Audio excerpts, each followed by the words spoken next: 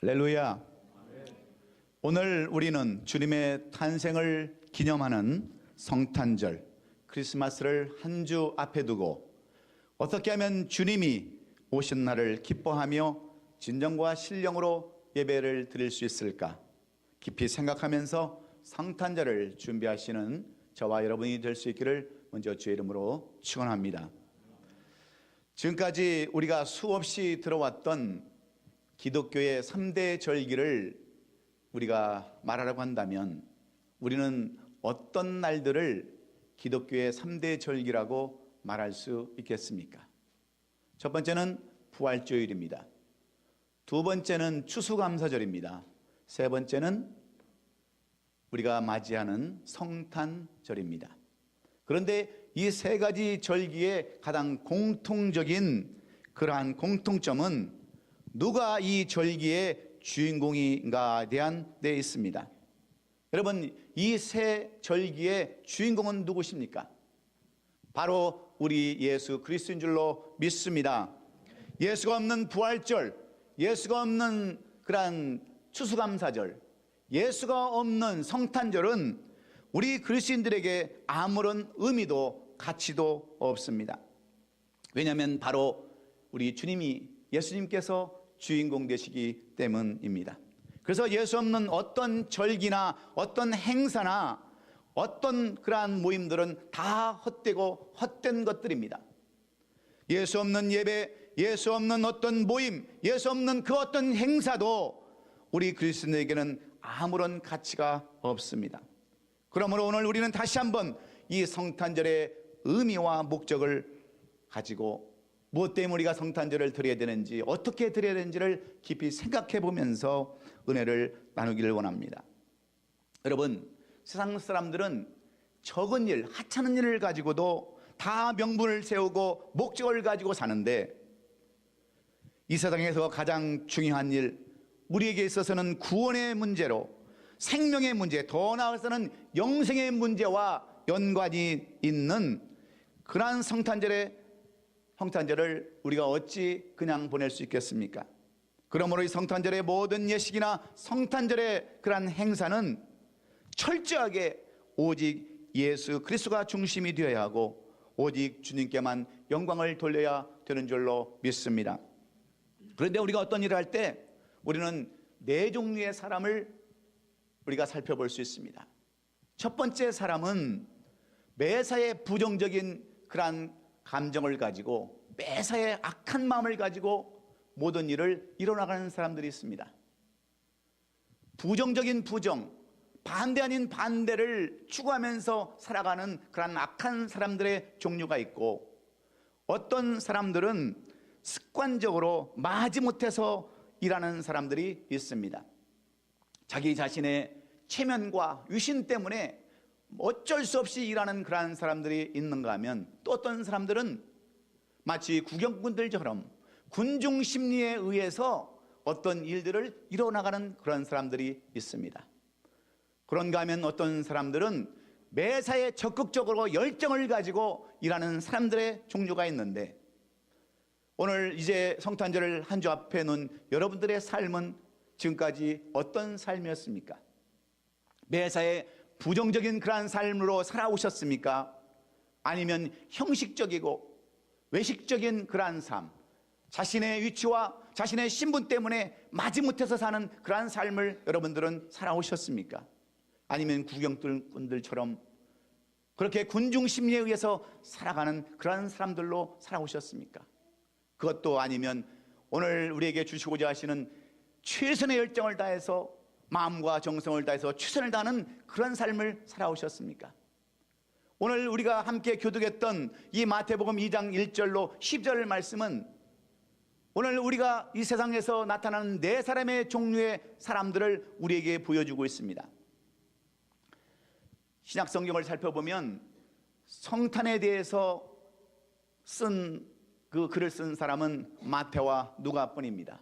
누가는 천사들과 목자들이 성탄절을 어떻게 맞이했는데 해서 쓰고 있는가 하면, 마태는 오늘 동방 박사들이 어떻게 성탄을 준비하고 맞이했는가를 우리에게 보여주는데, 오늘 이 본문에도 보면 네 종류의 사람들이 등장하고 있습니다. 첫 번째 사람은 바로 헤롯 임금과 같은 사람입니다.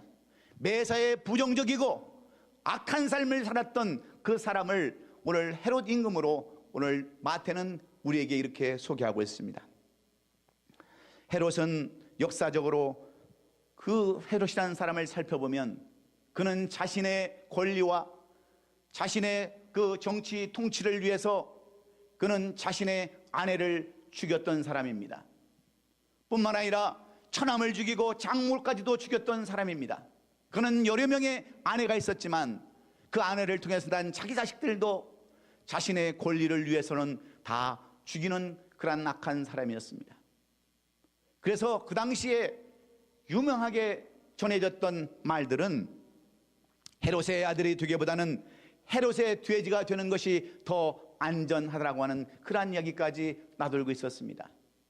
왜냐하면 그 당시 헬라어로 아들이라는 단어와 돼지라는 그 단어의 그 의미가 음이 거의 비슷했기 때문에 사람들은 이렇게 불렀다고 그랬습니다.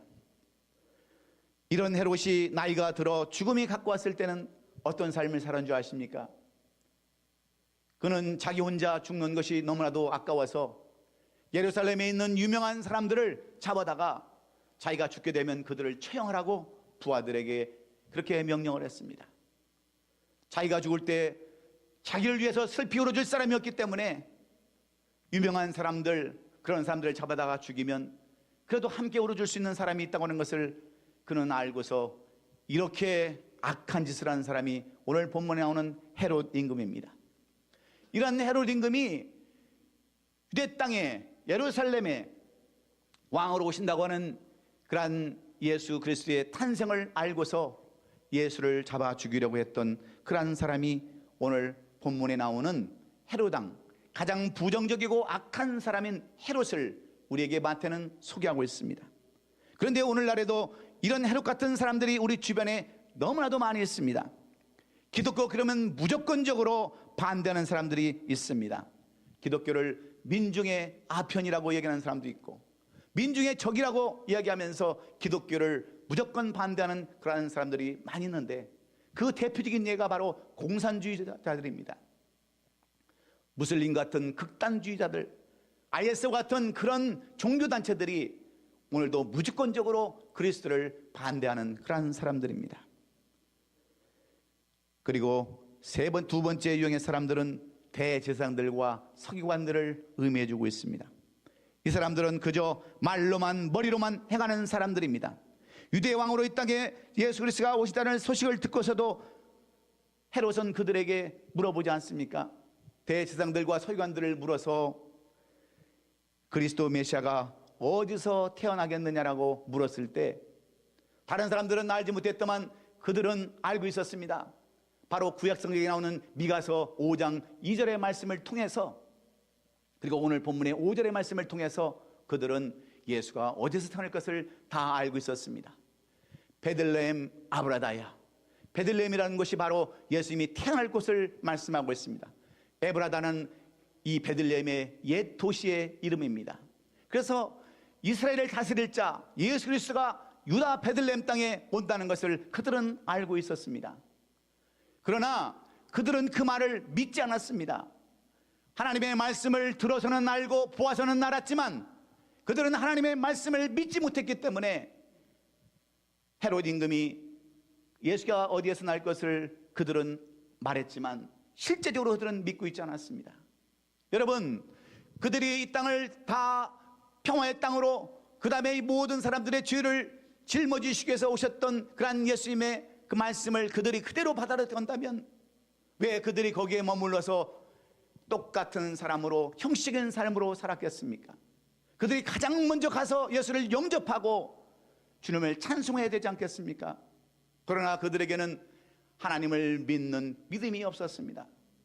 그래서 형식적으로 외식적으로 사는 대제사장들과 서기관들을 오늘 우리에게 보여주고 있습니다. 그리고 세 번째는 예루살렘에 사는 백성들의 모습을 우리에게 마태는 소개하고 있습니다.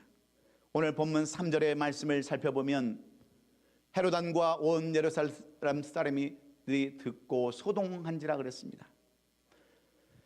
여기서 온 예루살렘 사람들이 듣고 소동했다고 하는 것은 그들이 구경꾼들처럼 군중 심리로 살았다고 하는 말씀과 똑같은 말씀입니다. 당시 예루살렘 성 안에 있던 사람들은 예수님의 탄생을 제대로 알지 못해서 떠들고 소동하며 그런 삶을 살았습니다. 그들은 이 땅에 메시아로 오신 예수를 알지 못했기 때문에 그들은 세상적인 그러한 목적과 그들의 요구 때문에 예수님을 원했습니다.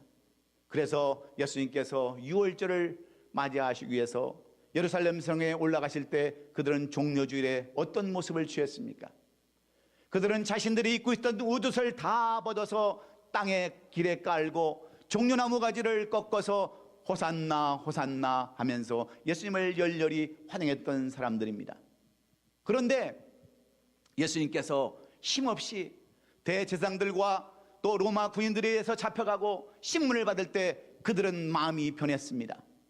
저렇게 능력도 없고 힘없는 사람이 우리를 어찌 구원할 수 있단 말인가 하면서 오히려 예수를 십자가에 못 박으라고 소리치는 사람들로 변해버리고 말았습니다. 왜 그렇습니까? 예수님이 왜 이 땅에 오셨는지, 무엇 때문에 오셨는지를 그들은 알지 못하기 때문에 그들은 소동하며 군중 심리에 의해서 살아가고 구경꾼처럼밖에 살아갈 수밖에 없었습니다. 데살로니가전서 4장 16절로 17절에서 말씀하시는 뜻을 그들은 알지 못했기 때문입니다.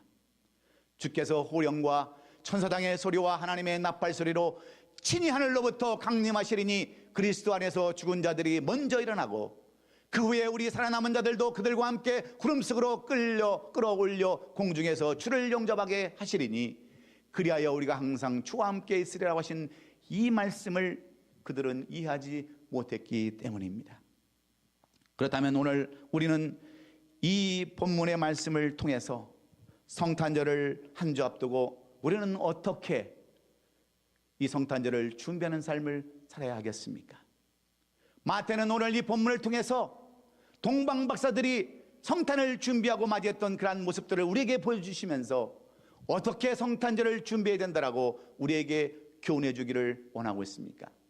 첫째는 최선의 노력과 열정을 다해서 성탄절을 준비했다라고 동방박사들의 모습을 우리에게 보여주고 있습니다.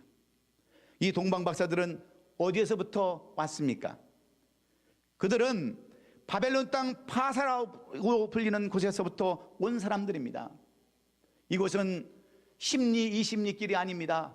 100리, 200리 길이 아닙니다.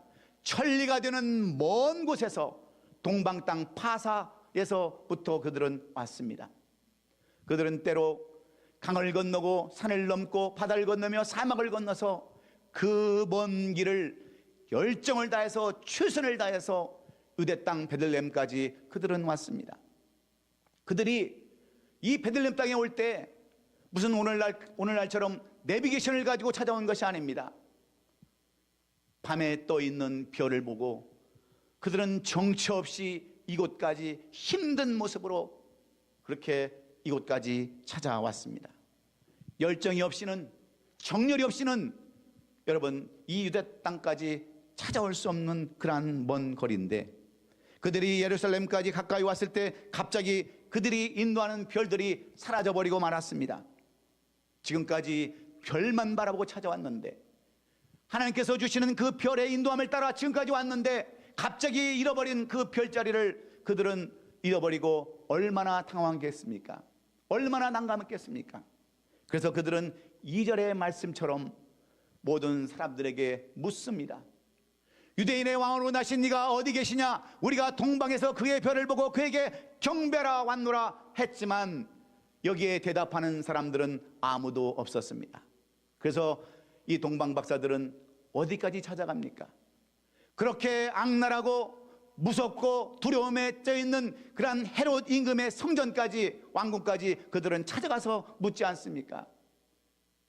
두려움에 존재했던 그러한 헤롯 왕에게 찾아가서 물어봤을 때 헤롯 왕은 그들에게 이미 선지자들, 그 대제사장들과 서기관들로부터 들었던 미가서 5장 2절의 말씀, 베들레헴 에브라다라는 곳에 있음을, 그곳에서 예수님이 탄생하신다는 것을 이 동방 박사들에게 말씀해 주셔서, 말씀해서 그들은 그 말씀에 따라 유대 베들레헴 땅으로 갈 때에 다시 그들은 별이 그들을 인도하는 놀라운 역사를 경험하게 됩니다. 그리고 그들은 기뻐하며 기뻐하더라고 성경은 그렇게 기록해 놓았습니다. 왜 그들은 그렇게 기뻐했습니까? 그들은 최선을 다하고 포기하지 않고 예수님을 만나러 그렇게 왔기 때문에 그 열정과 기쁨으로 그들은 예수 그리스도를 맞이할 수 있었습니다. 그러므로 오늘 우리가 이 땅에 오신 예수 그리스도를 영접할 때 최선을 다해서 열정을 다해서 준비하고 맞을 때 거기에도 큰 기쁨이 있는 줄로 믿습니다. 그런데 우리들은 너무나도 쉽게 예수를 만나기를 원하고 너무나도 쉽게 예수를 믿으려 하는 데에 문제가 있습니다. 그러나 성탄을 앞두고 있는 그러한 우리들은 동방박사들처럼, 동방박사들이 보여주었던 그러한 철저한 신앙, 불굴의 신앙을 가지고 본받아야 할 때 우리에게도 이 뜻깊은 성탄절이 되는 줄로 믿습니다. 구세군 그 창설 역사 150년 그 역사 가운데 가장 많은 기부를 했던 사람은 바로 맥도날드 창업자였던 레이 크룩의 아내였던 조앤 크룩이었습니다. 지금까지 가장 많은 기부금을 했는데 무려 1120억이라는 그러한 돈을 기부했습니다. 그래서 기자들이 물어봤습니다. 어떻게 그렇게 큰 돈을 기부할 수 있었습니까? 그렇게 얘기하자 이 조앤 크룩은 이렇게 대답을 했습니다. 우리 남편 레이 크룩은 52세가 되어서 당뇨병 환자로 어려움을 겪었습니다. 그러나 그는 종이컵 장사를 하고 때로는 믹서기를 파는 그런 영업을 하면서 시카고에다가 조그만 가게를 만들었습니다. 조그마한 그런 체인을 이렇게 하면서 그것을 시작을 했는데, 그것을 시작한 것은 다른 것이 아니라 그가 믹서기를 팔 때 어느 한 가게에서, 맥도날드라고 하는 형제들이 운영하는 가게에서 8개의 믹서기를 오다하자 도대체 왜 이렇게 많은 그런 믹서기를 오다하는가 가서 보고 거기서 감동을 받습니다. 그리고 그는 맥도날드 형제들에게 부탁을 해서 체인권을 인수받고 거기서부터 52세에 여러분 햄버거 가게를 시작하는 겁니다. 그는 당뇨병 환자입니다. 더 이상 꿈도 없고 소망도 없었을 때 그는 열정을 가지고 빵을 하나 만드는데도, 고기를 하나 굽는데도 적정한 온도가 어느 정도인가, 어떻게 해야 빵을 맛있게 구울 수 있는가 대한 열정을 가지고 연구해서 지금은 마침내 220개의 나라에 3만 개의 체인을 갖는 그러한 대기업으로 성장케 되었습니다. 그러면서 그가 썼던 성공은 쓰레기통에서 있다라고 하는 유명한 책을 통해서 자기 자신을 그렇게 나타냈습니다. 열정이 그 어떤 것보다도 우선된다라고, 그 어떤 박사학위보다도 열정이 더 필요하다라고 이야기했을 때 오늘 조앤 크룩도 이 기부의 열정을 가졌습니다. 그래서 어떻게 하면 좀 더 많은 것을 기부할 수 있을까? 그래서 그는 기부의 열정을 가지고 많은 돈을 기부하고 거기서 기쁨을 얻는다라고 이렇게 고백하고 있습니다. 여러분, 신앙도 마찬가지입니다. 모든 면에서 열정을 가지고 최선을 다할 때 거기에는 기쁨이 있는 줄로 믿습니다. 그리고 두 번째로, 오늘 동방박사들은 어떤 그런 자세로 성탄절을 준비했습니까?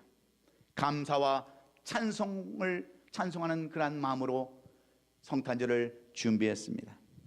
동방박사들은 이 베들레헴을 찾아온 것이 구경하러 온 것이 아닙니다.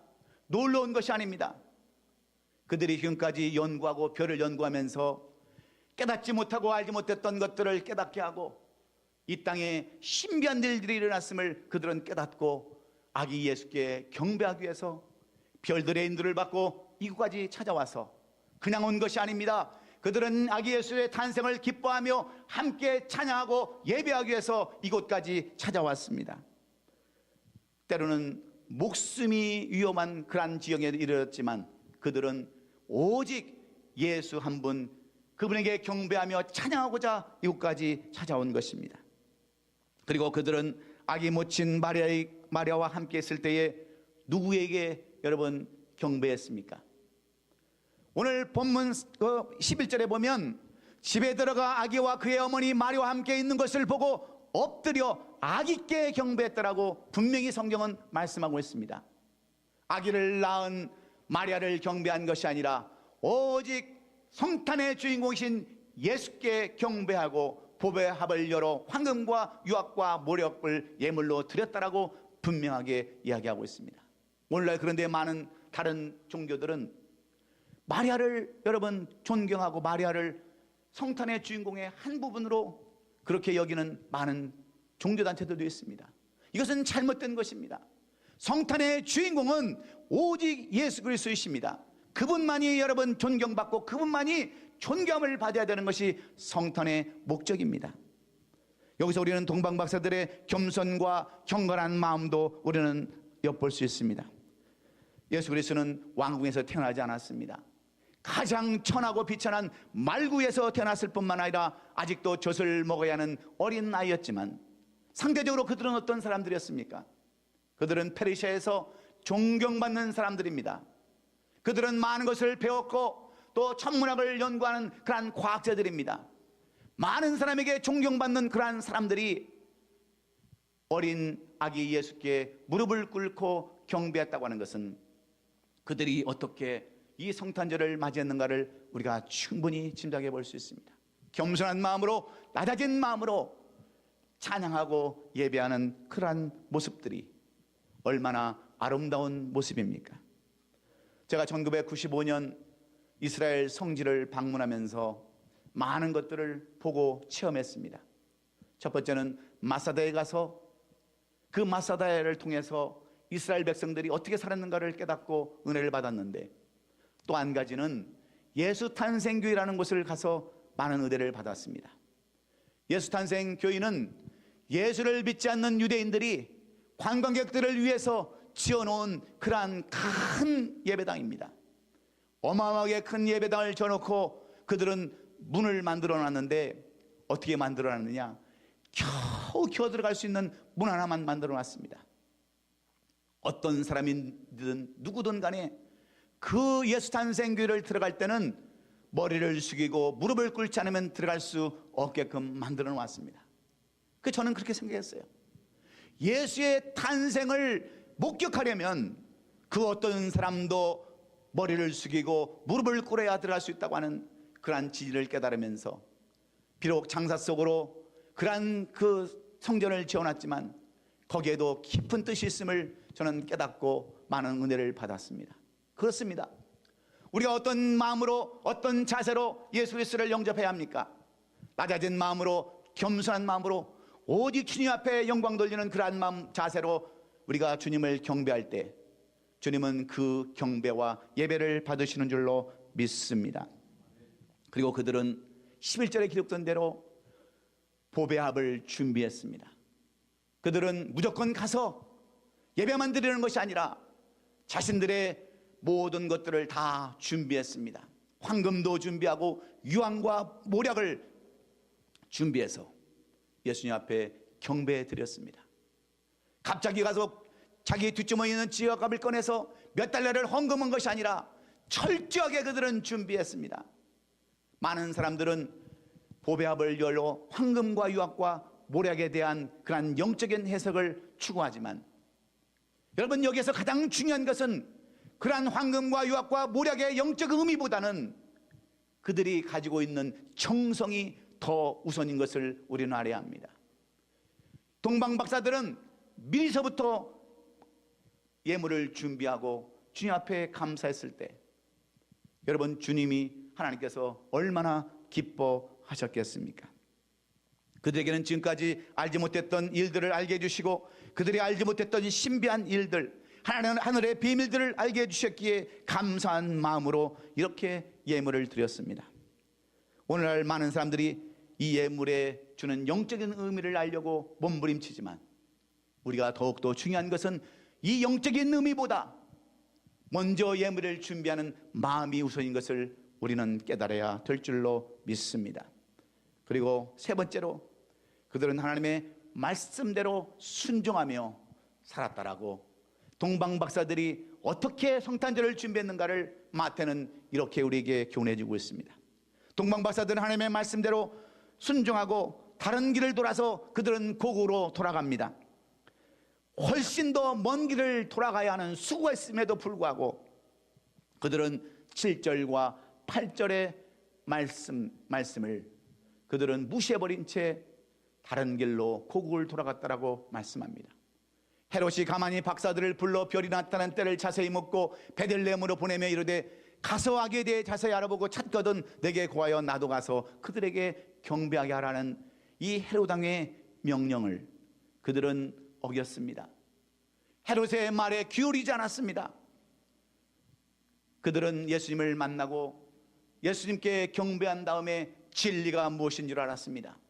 왜 예수님께서 이 땅에 오신지를 그들은 깨닫고 그들은 이 헤롯 임금과 결탁하지 않았습니다.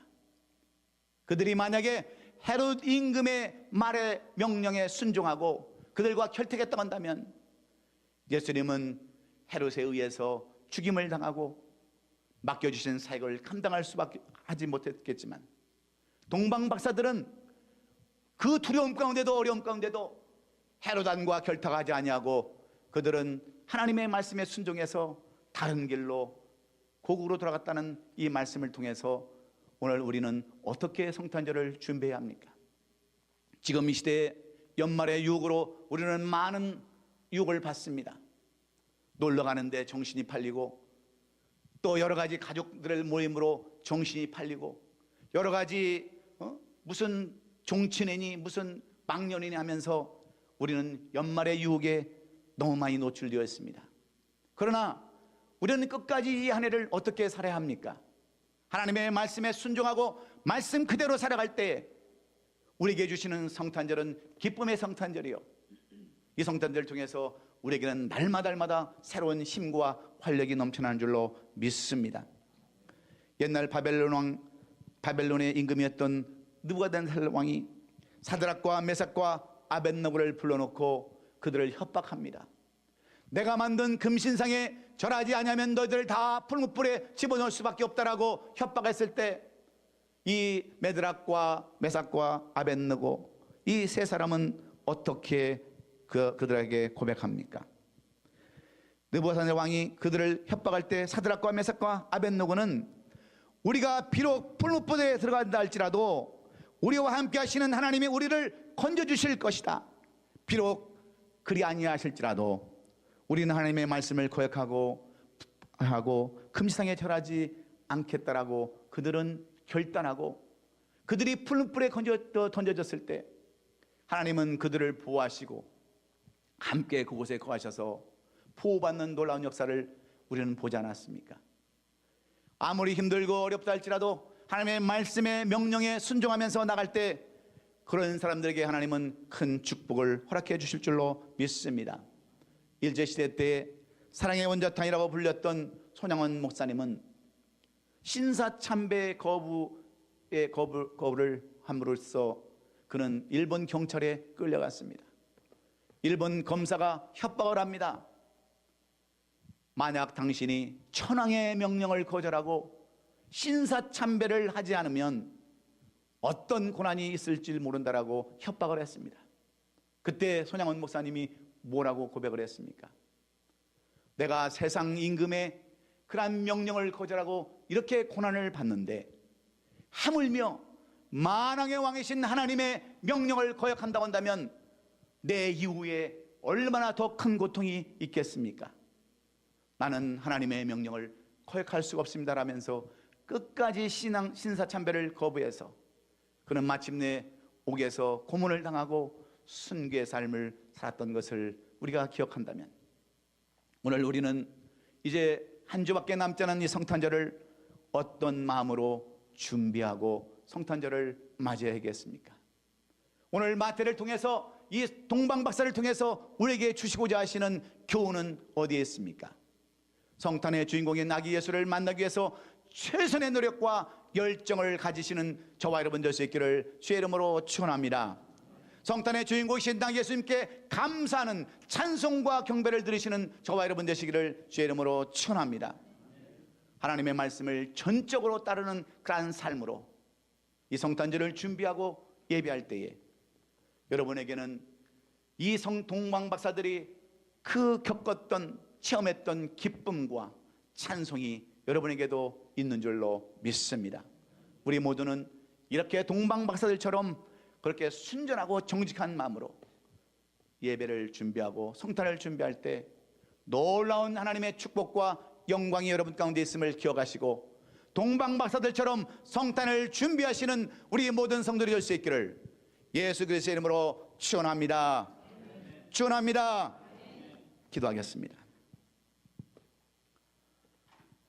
좋으신 우리 아버지 하나님, 우리가 세상 사람들처럼 무조건